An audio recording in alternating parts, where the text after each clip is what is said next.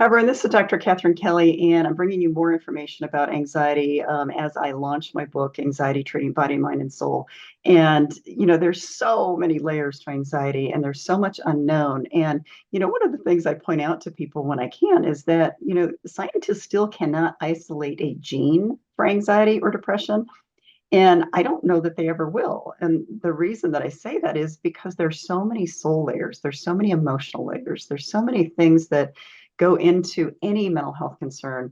And that's really why I'm launching this book series, The Soul of Psychology, anyway, because we've got to know the other side in order to get to the bottom of what's going on. So, one of the things I am doing today is I'm going to interview Lisa Tuthill. She's a colleague that I came in contact with a couple months ago through a networking platform online, and we've had a few conversations. And she's a joy to work with or talk with, and so I wanted to bring her on today to tell you a little bit about what she does and her take on anxiety and some of the specializations that she has as well. So, Lisa, welcome today. I love your very purple background. This is very fun. Thank you. So tell us a little bit about what you do, kind of what you specialize in, if you can give it to us in a nutshell. Yeah, so I'm a mental health therapist and spiritual coach, and I really bridge the gap between the two of them. So when I'm working with depression, anxiety, all of those, I really incorporate, let's take the diagnosis out of it, and let's look at you from a holistic perspective and kind of dive into it, particularly with highly sensitive individuals or empaths, and because there's a different frequency that we feel. And I say we because I'm a highly sensitive person. I know you are too. Yes. um, and kind of just staying focused on the anxiety piece, just really helping clients um take a look, like, beyond the diagnosis, what's really going on. So that's sort of what I do in a nutshell. Wonderful. And that is one of the reasons why Lisa and I aligned so well. Even when we very first, had a conversation, we could have talked for hours probably, because we both look at things holistically. We go beyond the diagnosis. My psychopathology professors probably had a challenge with me because I was constantly asking questions, because I know, and I've always known, that there's something deeper going on and something more kind of layered in this. I want to very quickly define and help kind of the audience understand what a highly sensitive person is. The word empath has been around for a long time, and I'm going to obviously have you give your take. We talked about this a little while ago. Um, there's a difference between an empath and a highly sensitive person. And a lot of people think, oh, highly sensitive person, they're crying all the time, they're emoting all the time. That's not what it is. And so I'm going to have Lisa kind of talk, again, in a nutshell, a little bit about what a highly sensitive person is, because she mentioned the word frequency. Some of you may not know what that means. So I'm going to have you flesh that out if you can. Yeah, so the way that I view it, and one of the reasons I love that you and I talk about this, is because when I say something, then you flesh it out, then I flesh it out, and I love that as that synergy that happens. So the way that I look at it as a highly sensitive is through vibrations and frequencies. So we're the people who can walk by somebody and go, "Oh, that felt weird," or like something gave me, lack of better words, but the heebie-jeebies, or walking into, you know, a crowd of people and feeling super overwhelmed. And I describe that with my clients as being overstimulated, too much energy, too much stuff coming in, and not understanding how to process that, integrate that, and how to take care of ourselves in a way that feels safe and that feels like we're actually getting to be able to breathe. Sometimes it feels so overwhelming we can't breathe. And so the difference between, I think, an empath, like you said, a lot of people understand what empath is an empath is somebody who's going to be able to really feel how someone else is feeling. Whereas a highly sensitive person is just that much deeper. No, we're not crying all the time, but we are the people that can feel that frequency on our skin. So a good example is there are times when I can recognize I'm overstimulated by what's going on with my kids or my husband, and I have to actually set the boundary and say the words, I am overstimulated right now. I cannot have your energy in my field, to my husband or to my kids, because it feels like you want to crawl out of your skin at times. And so I think that's one of the best ways to describe that. And empaths don't tend to get to that level of vibrational frequencies. Yeah. And one of the ways that I try to explain it to people is that the empaths feel it from the inside. The highly sensitive people feel it everywhere. Like they can feel it from the inside, but they can feel like literally, like energetically, you can feel like there's stuff sticking to you, like static cling, and it can feel very heavy. It can feel like weighted blankets on you. It can feel any way. And I want to segue this because this is perfect time to really start talking about anxiety. Because and I know you and I believe the same thing, is that not all anxiety is like this for people, but some anxiety, we both think that highly sensitive people may actually be mistaking, they may not know about being highly sensitive, and so they may be mistaking anxiety for being highly sensitive. So how do you want to comment about that? I 100% agree. I do believe that there are people who have anxiety. 100%. That is a diagnosis. We know that.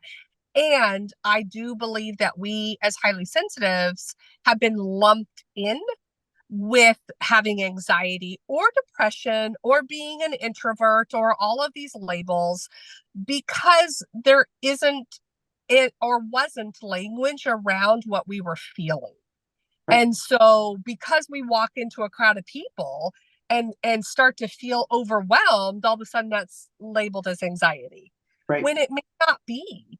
It may be that you're really feeling that energy and it's getting stuck on you. And so really fleshing that out for people, I think, is really, really important, because those are going to be the people that are on medication where it doesn't work.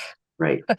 Because you're not anxious, you're highly sensitive, and you really need to understand what that is and what that looks like for I you. am so glad you brought that up, because the whole reason I am, the whole reason I'm writing these books is to help people understand the body, mind, and soul of each one of these individual mental health concerns. Because when you separate it out, you realize, wow, we probably are misdiagnosing some things. We're probably over-treating certain things. And, that's also why people don't get very far. And so, the DSM is basically the Bible of, I call it the Bible of mental health, because it's where all of the diagnoses are listed. It's like an 850-page volume now, and every time a new volume comes out, they shift everything around. Yep. And that's because people can't figure it out. And so this body, mind, soul stuff is so important. And you brought up a wonderful point that, and I'm going to flesh out some stuff too, but you can be on medication because you're highly sensitive, thinking you have anxiety, or a practitioner thinks you have anxiety because of how you feel. But medication is not at all going to help with highly sensitivity, and it's not going to help you if you're an empath.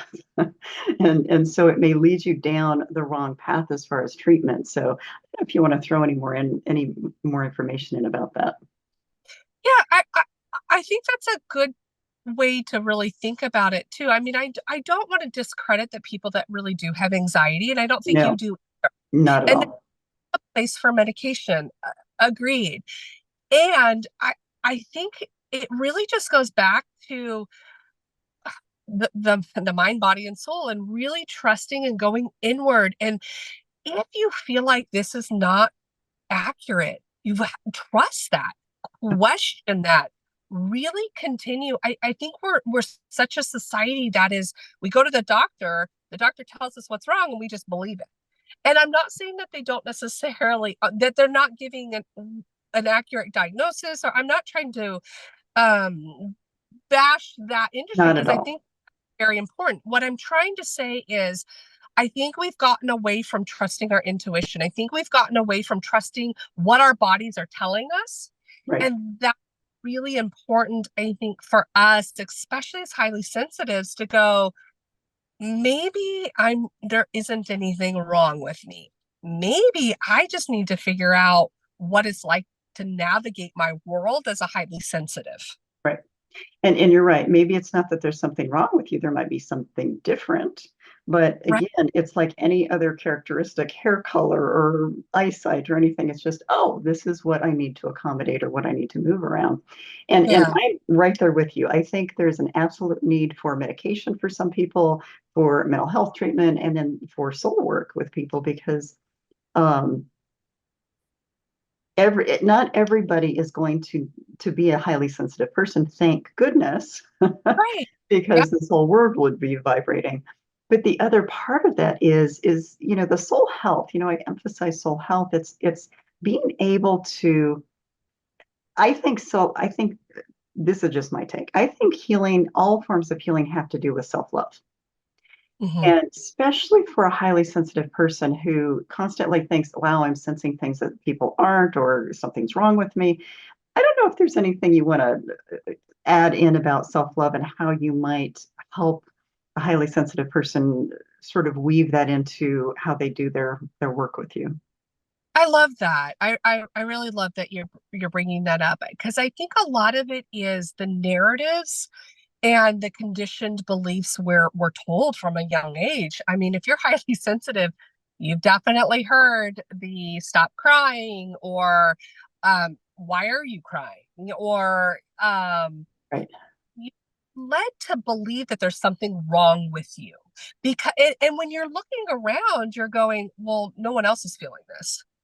And so then you start to create these stories and these narratives and um, proofs in your brain, right? And so a lot of the work that I do to just start is one to I constantly reiterate there's nothing wrong with you, always.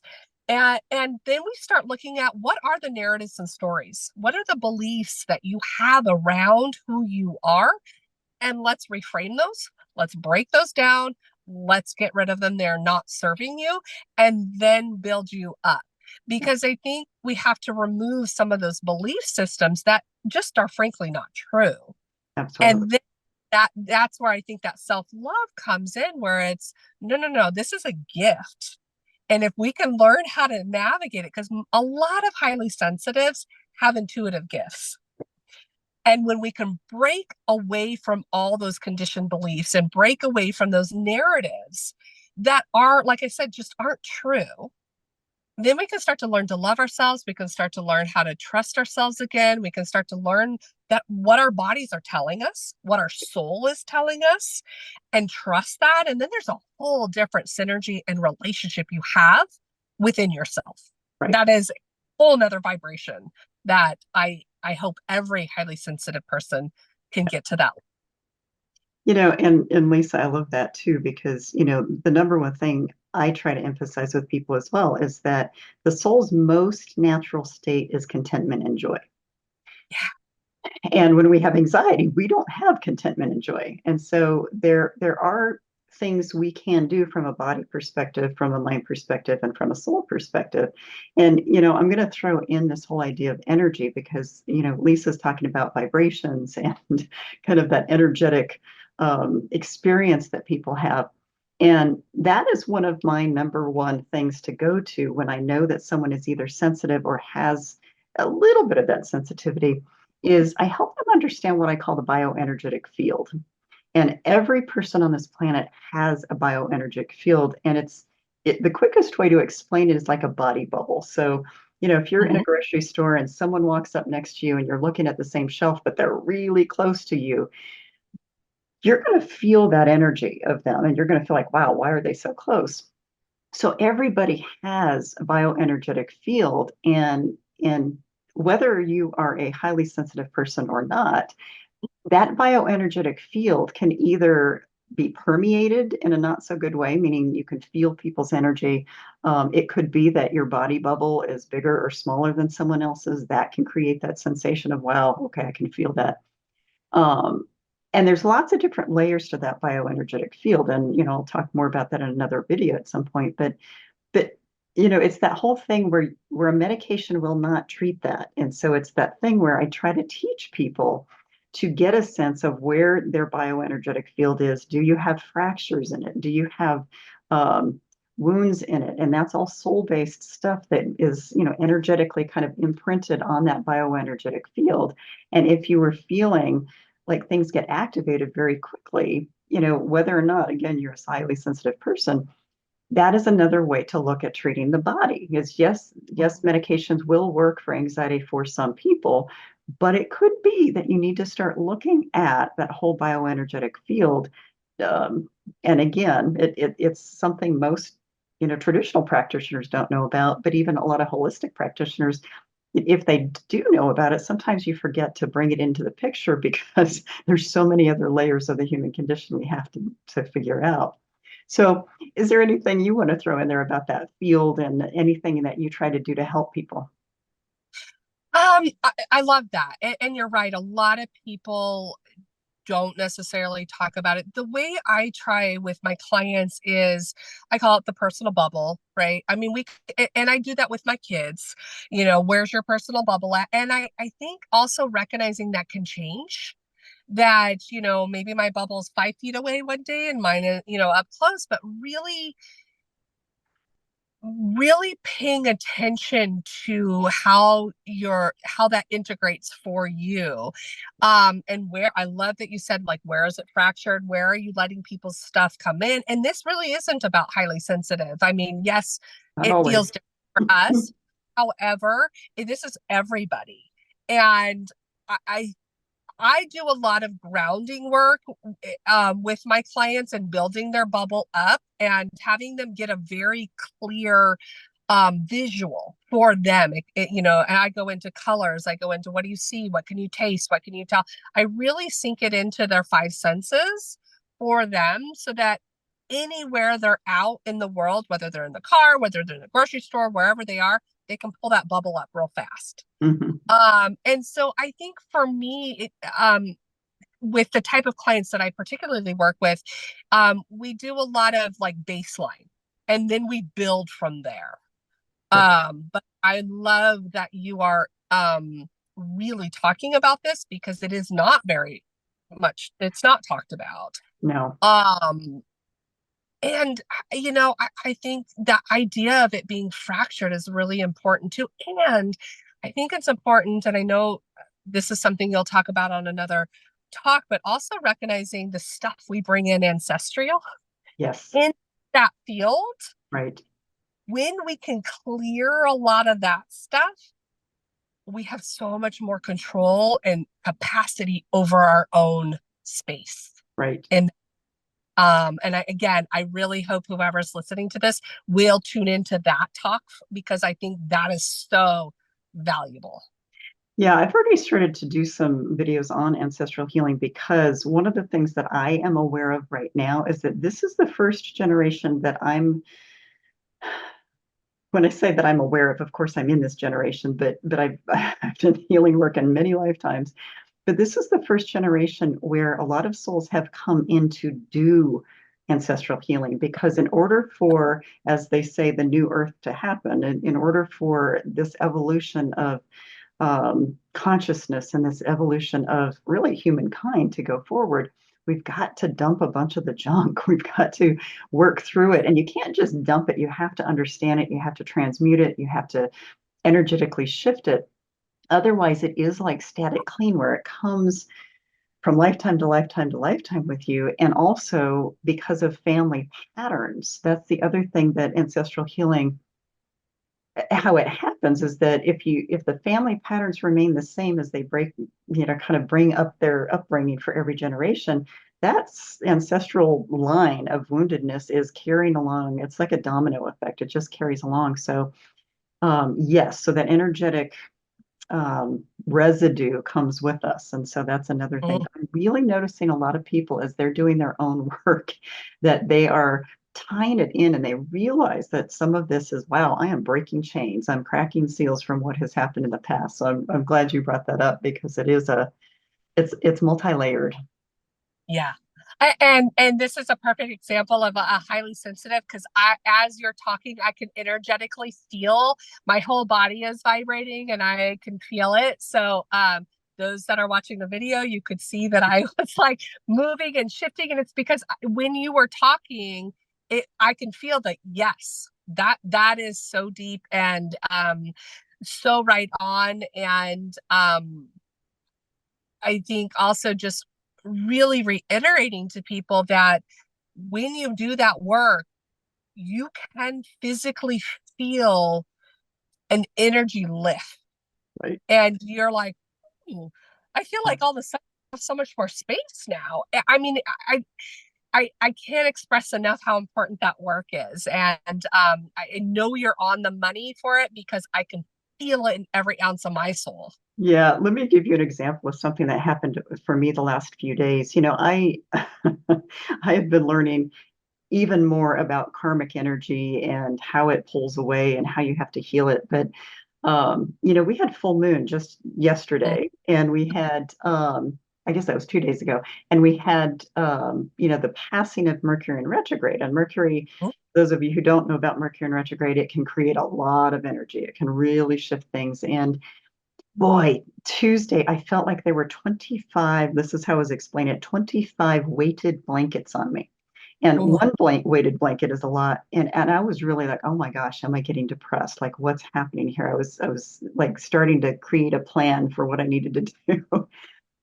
And that night, I woke up at like 2 or 3 in the morning, and I it was interesting because I remember rolling over and thinking, oh my gosh, is all of this mine? And then spirit came in and said, of course it's not yours. And I'm like, oh, of course I am collecting people's stuff right now. It's full moon. Everybody's trying to let go of stuff. It's Mercury in retrograde. There's a lot passing through.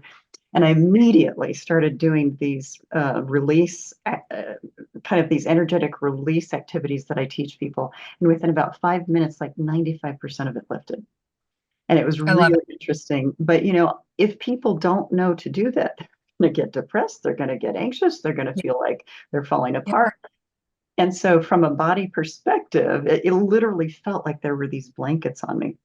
So, I hope you join with me, Lisa, with what I'm going to say here, because I'm just going to throw out from a body, a mind, and a soul perspective a couple tips for people for each one of those, because I think it would be really helpful for people to understand, okay, this is why we're doing this body, mind, and soul, because there are strategies and interventions you can use for each one of those categories that are very helpful. So I'm going to throw it to you first. Give me your top 2 suggestions for treating the body in terms of anxiety or highly sensitive people. Well, the first thing I do is I realize that they're so disconnected from their body. The clients that come to me, so they typically they're people who have just realized they're highly sensitive versus someone who's been in it a while. So I just want to reiterate that because it is different Right. than what I might say to someone who's further along. Sure. So the first thing I do with my clients is really help ground them back into their body because they're so disconnected from it. Perfect. And so we do a lot of meditation. We do a lot of, where does it feel? What's when we're talking about things, what's it look like in your body? Where's it stuck? Like those sort of things. And then we shift that remove that energy because I'm also Reiki certified as well. And so we remove that energy the best to our ability. And then we're able to kind of look at the limiting beliefs and the conditions. So for my clients, I really mold the mental health and the spiritual. And then once we're able to get all of that done, then we really go into the deeper, more spiritual work. But a lot of my clients that are coming to me in the beginning are the ones that are therapy's not working, or I've done therapy and I'm where I need to be, but I'm missing something, those sort of things. So I would say the first thing I do with my clients is, first of all, figure out where they're at. Mm-hmm. Second of all, help them figure out where they're at with their relationship with their body. Right. And then we start to work on really grounding them in and giving them tools. Like I really do the 5 senses for my clients, especially those that think they have anxiety. What do I see? What do I hear? What do I smell? What can I taste? What can I touch? Yeah. Perfect. And ground them into that. And then we just really start working on that, on the meditations and things like that. And what pops up. Okay. What's so it's sometimes it's hard for me because every client's different. and Absolutely. where they're at is different. But that's really my go-tos in the very beginning to assess where my clients are at. Okay, so I'm going to give a couple tips for the body as well, and then we'll go into the mind real quick. So, probably three of my top favorite suggestions are literally tap your feet on the ground. You know, Mm-hmm. literally, because you can do that anywhere and nobody has to know what you're doing. You can be in a grocery store and feeling it. And if you tap your feet on the ground and pay attention to it, what will happen is you will notice that your body is grounding. You'll notice that it's basically centering you. So it's a very, very simple tool, very simple. Another one, and this is if you have ice around, because sometimes those energies are so intense for anxiety, and sometimes people do go into a panic attack. And one of my favorite things to encourage people to do is to grab some ice, just hold it in your hands. If you don't have ice, just run your hands under cold water. Because what happens from a biological perspective is your brain sends a message to your hands, oh, wow, that's uncomfortable. So it breaks that chain of any thought processes that you have that are going to send you down that rabbit hole. I also Yep. call it levitating. It's like when we get anxious, we levitate, we don't feel grounded. So, ice is another wonderful tool. It's very easy. If you don't have ice, just run your hands under cold water. Another one I love, I've been trained in energy work as well, but I've also attended a lot of Tai Chi classes, a lot of Qigong classes. One of the ones that I really love with Qigong is basically that you flick the energy off of you. And Love it's really imagining that with every flick you were releasing a handful of energy. And I tell people, you know, if you're walking to the parking deck or you're walking to into a grocery store, wherever you are, and you're swinging your arms anyway, so all you have to do is start flicking behind you and make sure you do it outside if you can. You don't want that energy staying in the house. But it's so easy to kind of release that. And I do that on walks sometimes. You know, I do a lot of walking with my dogs or alone. And so sometimes, you know, I will just be flicking my hands behind me, imagining myself just releasing. And it's interesting from an energetic perspective how simple that is. But after just a couple minutes of doing that, you will realize you feel lighter. You don't feel that stuff is all glommed onto you. So those are just, again, three more tools. I have a gazillion others, but we'll share those another time. If you could give two fairly quick tips about dealing with mind stuff, what would those be? And what, give me an example. What are you meaning mind? Like we're stuck in our mind in the So thought things about or thoughts, therapy techniques you might use, but very quick ones that you can, it's like a tool you give clients. when they're having again, I think breaking the thought pattern, so if there's I call it the rabbit hole, like when they're just Mhm. spiraling down Yep. the rabbit hole.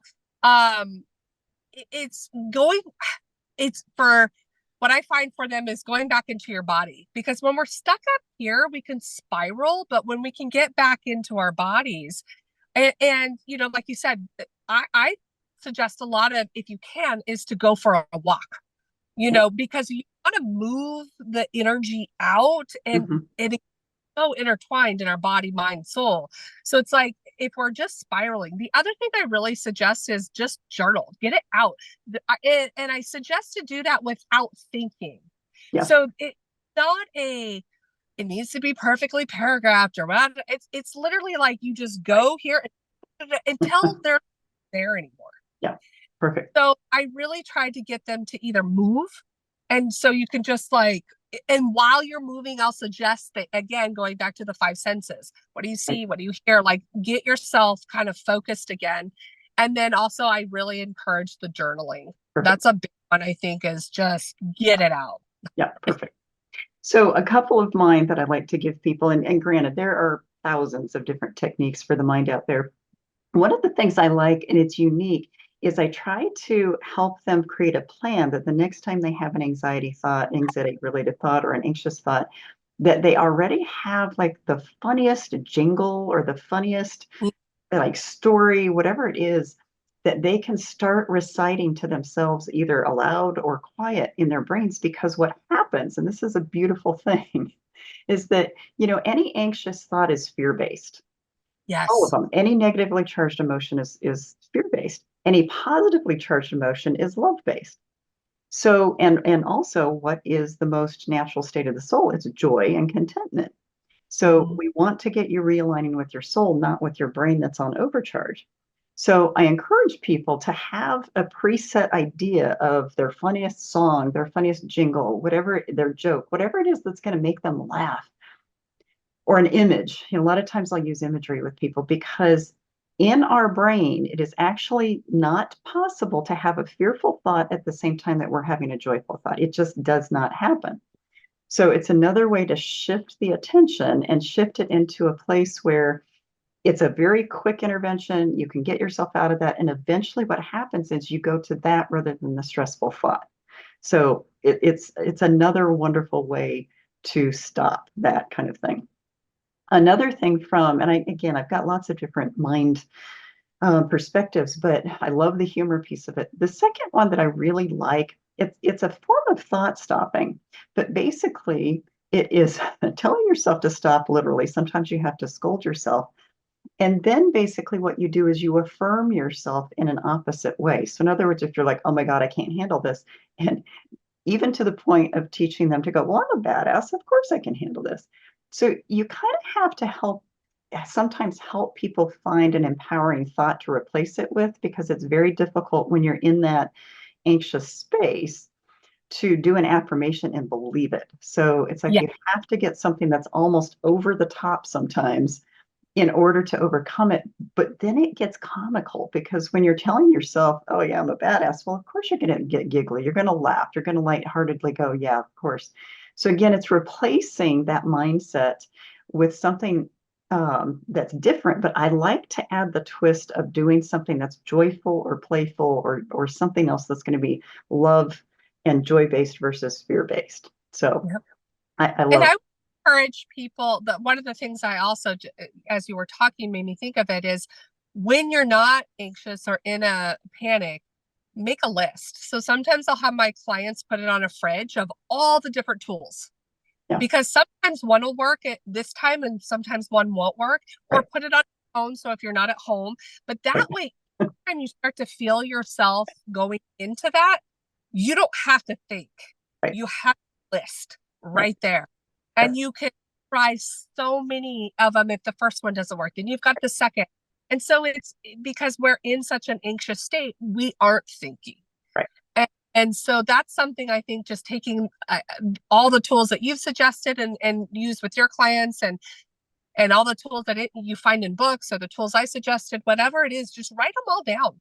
And way you don't have to think when you can start to feel it. And you're like, oh yeah, I can do that. And then you can try to do whichever tool. And if that didn't work, you got another one. And then another, and just that way it is just there. And then it's not making you anxious because you have a toolbox waiting. So I know that we only have a few minutes, so I want to make sure that we talk about the soul. And, soul healing it's not known enough for people to automatically know what the tools are. But, I'm going to talk first, so it gives you a little time to think about some pretty quick tips you can give people.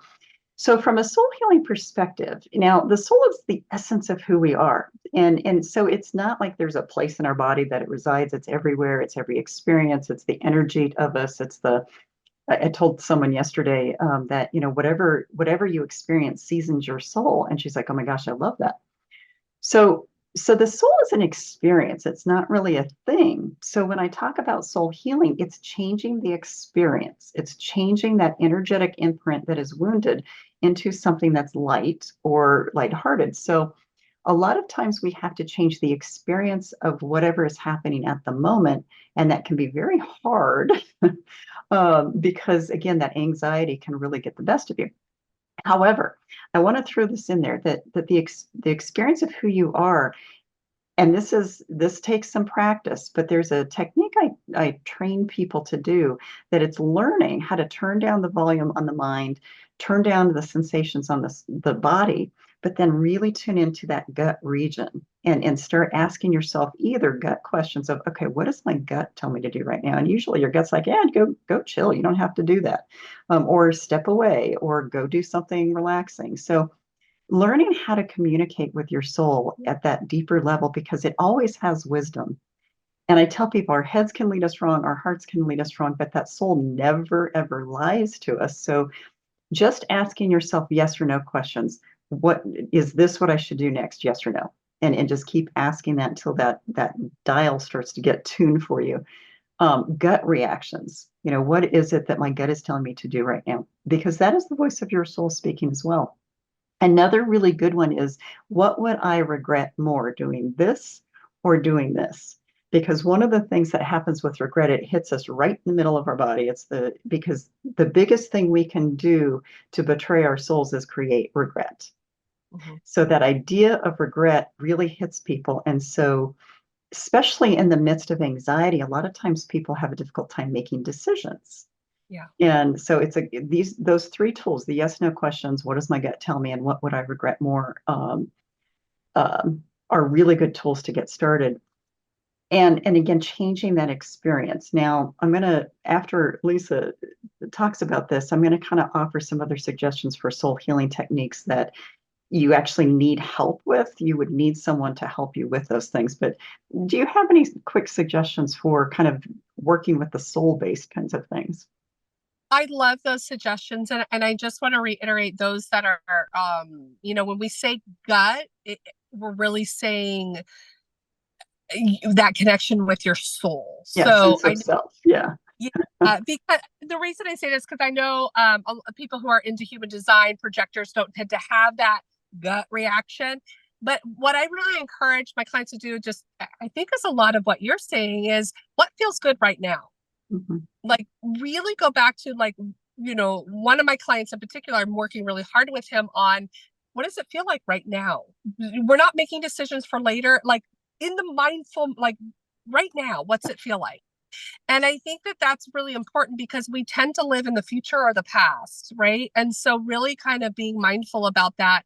I love the regret. And I think that what you're really referring to with the gut is back to like the feeling. It really, and there is so much wisdom in our soul, and that soul being connected to the ancestral history, and really being able to know that we have the wisdom within us, and trusting that.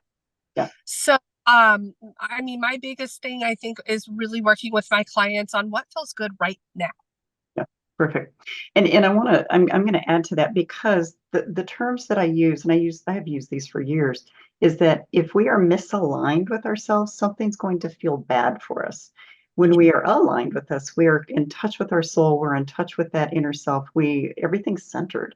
So just like Lisa was saying, it's like, what feels right? Well, you're going to know more what feels right by things lining up and feeling aligned. So if you're doing a behavior that you know will misalign you later, but you feel compelled to do it, if you can ask that question in the moment, what's going to help align me? What's going to help me feel more centered? What is going to help me feel like I'm in touch with that inner self? That gut reaction, again, is about, how do you get in touch with that sense of self? Yep, And 100. that is probably one of the biggest challenges for people when they have anxiety, is that they feel like they've lost touch with themselves. So, I think that that's another one. I'm going to throw out, I know we literally only have a couple minutes, but I'm going to throw out some other things, because there are lots of soul healing techniques and can be very helpful, both in identifying maybe where your anxiety has come from, as well as some ways to heal it, because there are practitioners that do specialize in soul healing. There's not enough of them, as far as I'm concerned. I'm hoping to change that. But it's that whole idea of, sometimes you do need some intuitive counseling to help you get to the point where you understand, oh, this is what's happened to me in a past life. These are the ancestral healing strands that are connected to me. These are the kinds of wounds that I've had in the past. So sometimes you do need someone who can do an intuitive counseling session, an Akashic record reading session, some sort of alignment session. Sometimes shamanic practitioners or shamans can help. And I do make a distinction between shamanic practitioners and shamans. They're very different. They may do some of the same stuff, but it's a different energy. And I will explain that in another video at some point. Their energy work. Energy work can be immensely helpful if you find someone who really understands that mind-body connection. I've been trained in two different forms of energy work. I use it all the time for myself and my dogs and friends. some clients, but there are lots of soul healing. I mean, I could go on and on and on and on. And this book, Anxiety Treating Body, Mind, Soul, actually has a whole chapter on different modalities you could check into that would help you with some of those layers of anxiety that you may not even know about some of these techniques, but it's worth looking into, especially if you feel like something deeper is going on. So I know we've talked about a lot in this time. Are there any last tips or words that you want to share with the audience right now? No, I just really admire your work. I'm so glad you're bridging this. I think we're ready for it. And I just am so looking forward to seeing your book out there everywhere is what I, and the importance behind it. So yeah, if you haven't gotten your book, I think you run out and get it. Thank you. Well, I appreciate that.